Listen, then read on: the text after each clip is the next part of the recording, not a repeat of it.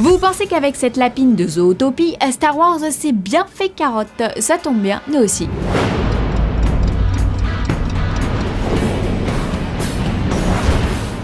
C'est Noël avant l'heure grâce à Bryan Singer. Il nous l'avait promis, il a tenu parole. La première bande-annonce d'X-Men Apocalypse est tombée vendredi en fin de journée. Des premières images apocalyptiques, forcément. Première bonne nouvelle, Apocalypse n'est pas aussi violet que cette photo le laissait supposer. Non, plus sérieusement, Bryan Singer n'est pas avare d'images. On découvre ici le super vilain, le plus vilain de toute l'histoire de l'humanité en action.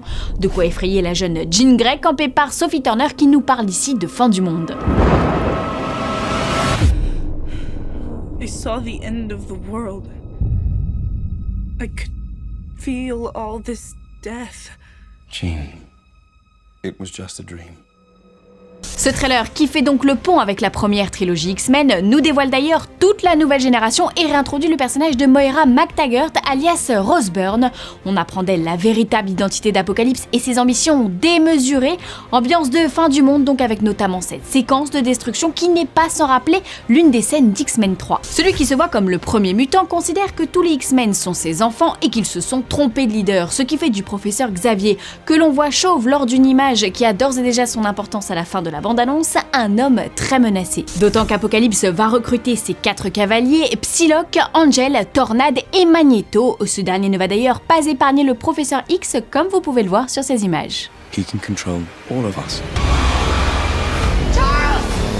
Et c'est une mystique devenue de plus en plus incontournable qui va rallier les troupes et emmener les élèves de l'Institut Xavier au combat. Décidément, il y a plus d'un point commun entre le Gémoqueur et la mutante métamorphe qui déclare ici « Je suis de retour pour me battre ». On apprécie aussi cette séquence avec notre petit chouchou Quicksilver qui porte un t-shirt sur lequel est écrit « Rush, fonceur » en anglais. Espérons que cela lui permette d'échapper à cette fin du monde prédite par Jean Grey. Enfin moi j'en connais un qui est bien planqué, c'est Wolverine. Est-ce que quelqu'un peut me dire où est passé Hugh Jackman? Non, parce que ça fait loin le 18 mai quand même. Enfin je sais pas vous, mais moi je trouve que les studios ont décidé de nous gâter en cette fin d'année. Civil War, Batman vs Superman, Ninja Turtles, Independence Day 2 dont on vous reparle à la fin de l'émission, X-Men donc, et puis cette semaine sort sur nos écrans Star Wars, il y aura également la bande-annonce de Star Trek. Bref, vous l'aurez compris, ils mettent le paquet avant les vacances.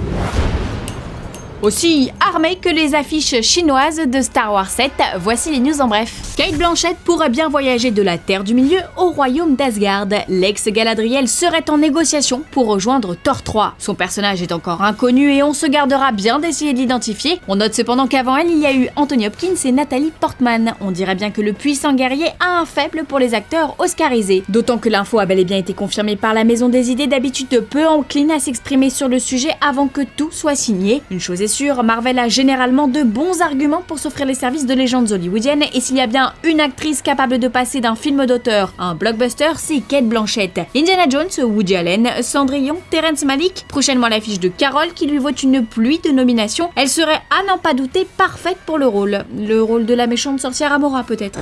Ah désolé, j'ai pas pu m'en empêcher. Je suis sûre que vous avez très envie de voir des animaux fantastiques. Eh bien malheureusement ce ne sera pas dans le pré-teaser du film. C'est ce qu'on appelle se moquer un peu du monde.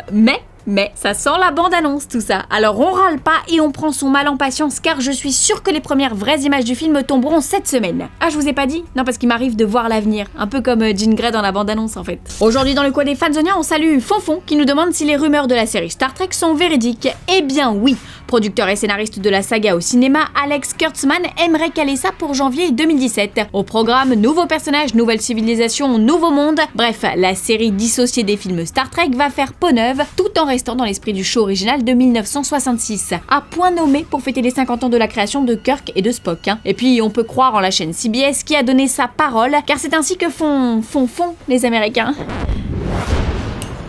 Fanzone, c'est fini pour aujourd'hui, mais vous pouvez nous retrouver sur YouTube en vous abonnant à la chaîne Fanzone et à la chaîne Allociné.